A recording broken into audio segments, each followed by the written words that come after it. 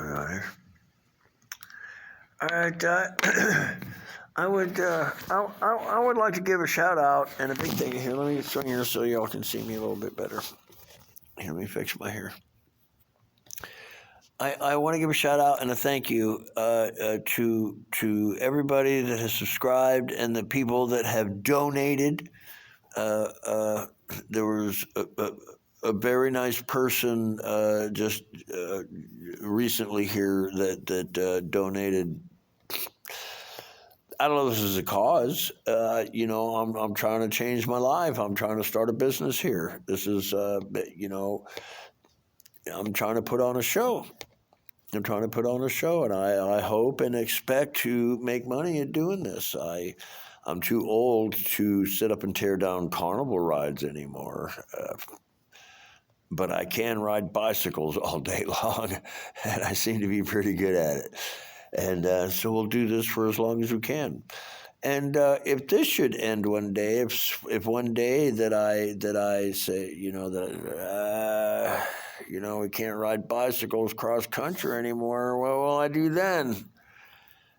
Well, I'll tell you what, guys, I've already been thinking about that because, I'll probably pull this. I could pull this off for 20 years. 20 years I could probably pull this off till I hit 80. If I'm doing as well as I am now at 60, for surely I can do this 80. And let me tell you why. Because I met a man that was 80 years old. Actually, he was a little over 80. And he was doing it. He rode a bicycle from Wisconsin all the way to Key West. Now, if it killed him or not, I don't know. But I met him along his path. And he actually sent me on the path that I'm on now. Was by a little over 80-year-old man that said,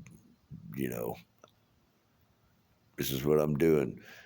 He wasn't even. I'll give you a short story. He came out of Wisconsin, and his wife had passed away, and his kids had rode the Appalachian Trail. He always wanted to kind of ride a bicycle cross country, and so after his wife passed away, he sold the business. He was already rich. He turned this antique 1960s. I used to have one when I was a kid. That's why this guy amazed me.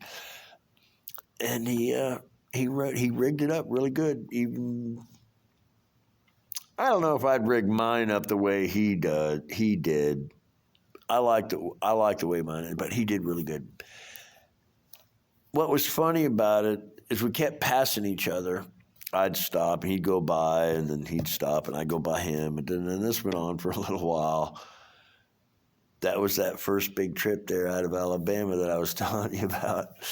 And I was sitting on this guardrail eating my lunch, and this guy stops, and he's like, "Hey, I haven't seen you. What are you doing?" And I told him my story, whatever. And I thought he was just a local, just doing the bicycle thing, because I see that a lot. I rarely see people like me.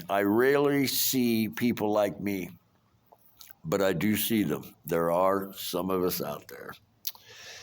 And so I said, well, where are you coming from? And he said, Wisconsin. And I misunderstood him, and I misunderstood what he said. And I figured he was saying that he was from Wisconsin. I didn't think he was coming for that. I figured he was coming from, some old folks' home nearby and was just riding around on his bicycle. I'm like, no. I mean, where are you riding your bicycle from? And he said, Wisconsin. I almost fell off the guardrail. I was so dumbfounded. I mean, because this guy was like over 80 years old, And I'm like, real? Are you serious? You're like, yeah. And he told me his story and everything. And we talked, we bullshit. He sat down, we had lunch, whatever, man. And we passed each other a couple of times. And eventually, we even shared phone numbers there for a little while. He quit answering his phone from me, so I quit calling him. I don't know. Maybe he died. I don't know. That was a long time ago. He's probably dead. But at least, I hope he made it to Key West. I hope he made it to Key West. I hope he died in Key West. At least he would have died, living a dream. And that's the way you should live life. It should. It should. All right, guys. I'm rambling on enough. I love you guys. Stay out of trouble.